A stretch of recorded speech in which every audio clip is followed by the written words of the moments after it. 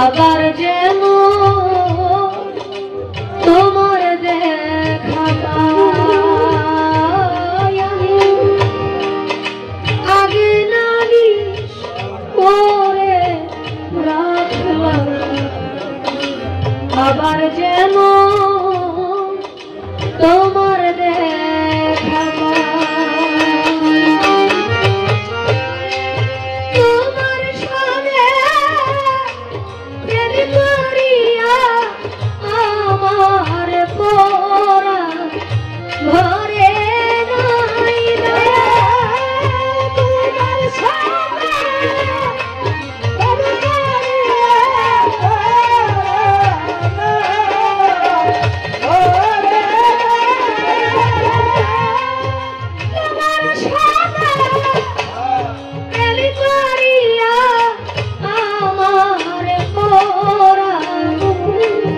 ঘরে না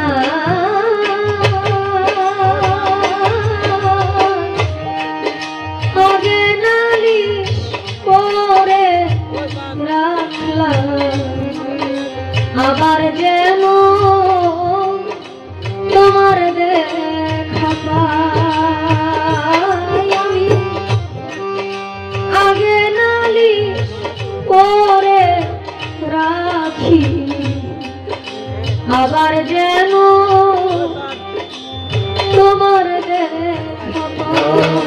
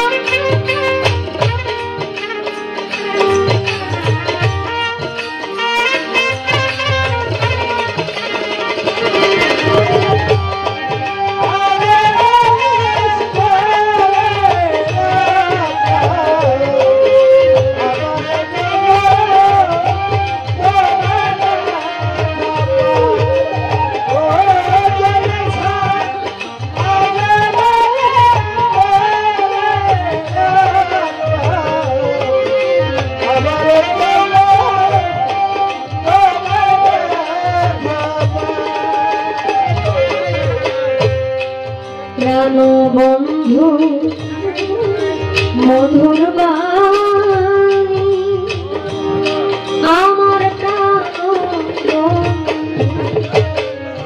মধুর বাণী বন্ধ কত পরাণ ভৈরা সেই সব ধরিয়া অন্য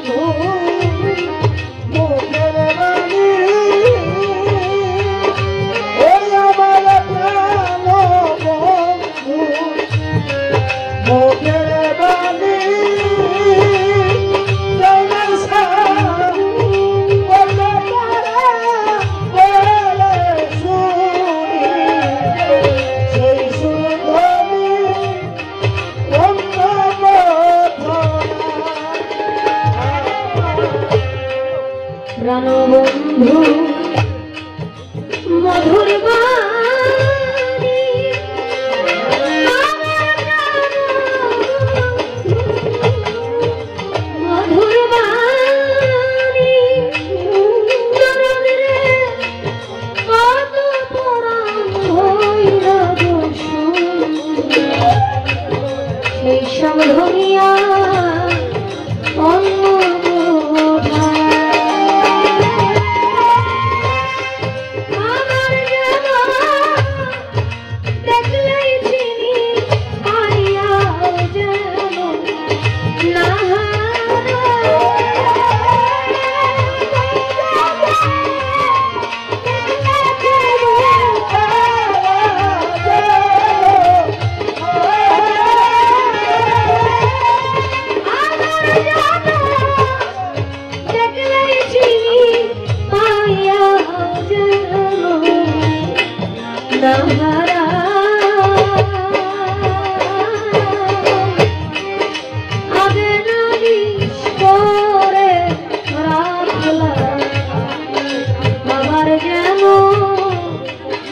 তোমার দেখা পাই আগে নালিশ করে রাখলাম আবার যেন তোমার দেখা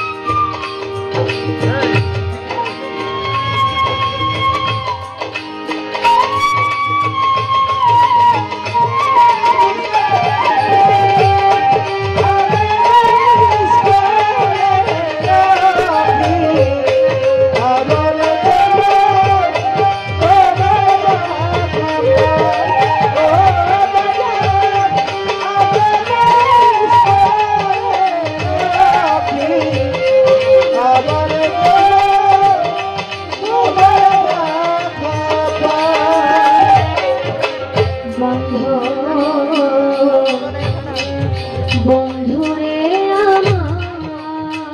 আমার তোমায় লইয়া এই জীবনে দরদি তোমায়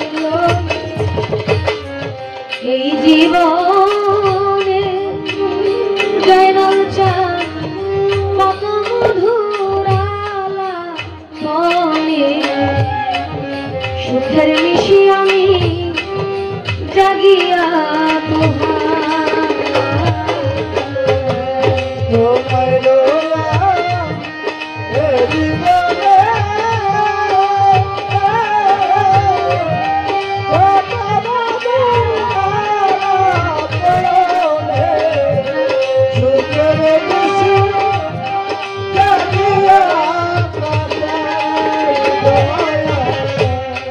তোমায় লইয়া এই জীবনে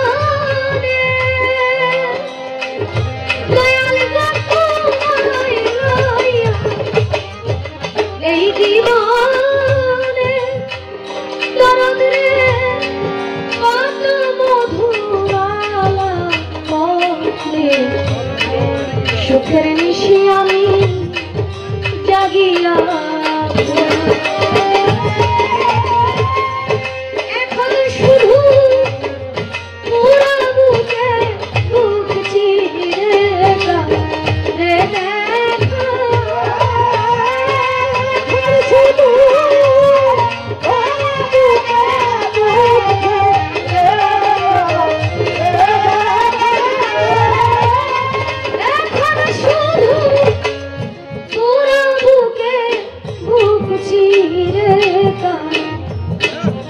দেখা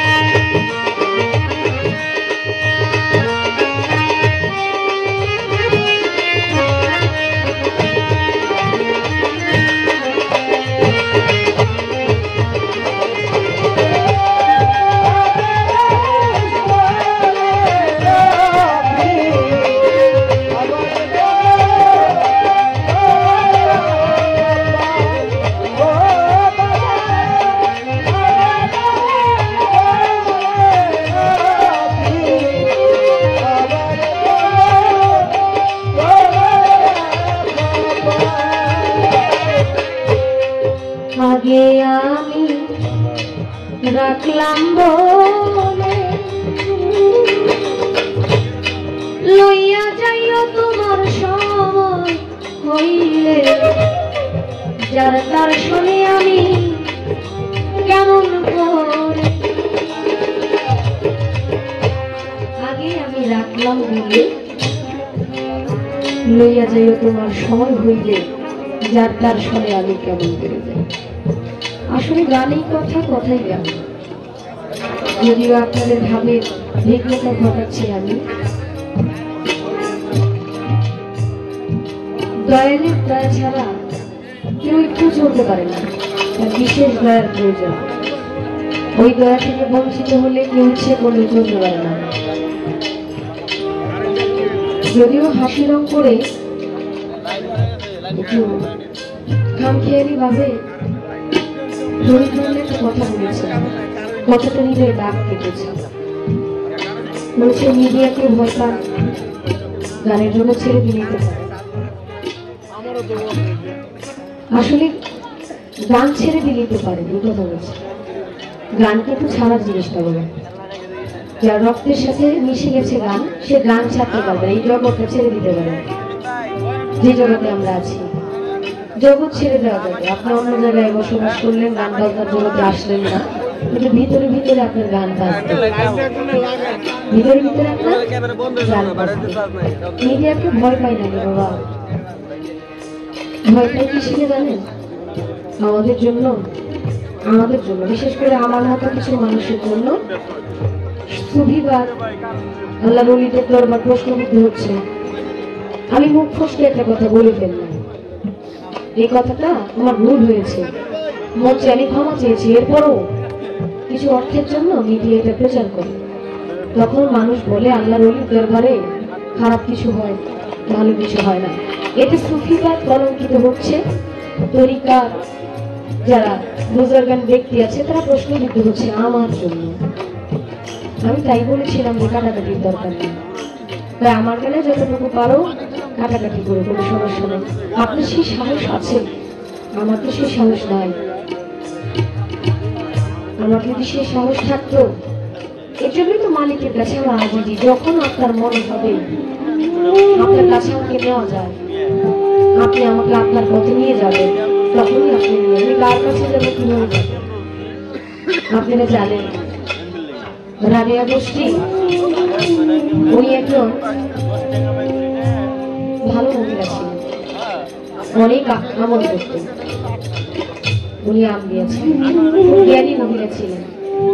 উনি আল্লাহর এত ইবাদত করেছেন, এত ইবাদত করেছেন, যে ইবাদত আল্লাহ খুশি হয়ে আল্লাহ পাক ওনার জীবনের মধ্যে পড়েছি, পেয়েছি। উনি আল্লাহ পাকের সাথে আল্লাহ পাকের গাইবী স্বর শুনেছেন। রাবেয়া গোষ্ঠী, ওনার জন্য কাবা ঘর সামনের দিকে চলে আসছিল। সেই নারী কতটুকু আমল করার পর মালিককে খুশি করেছে। আমি যে বলবো আমি আমার মালিককে ভালোবাসি, মালিক যদি বলে আমাকে চিনে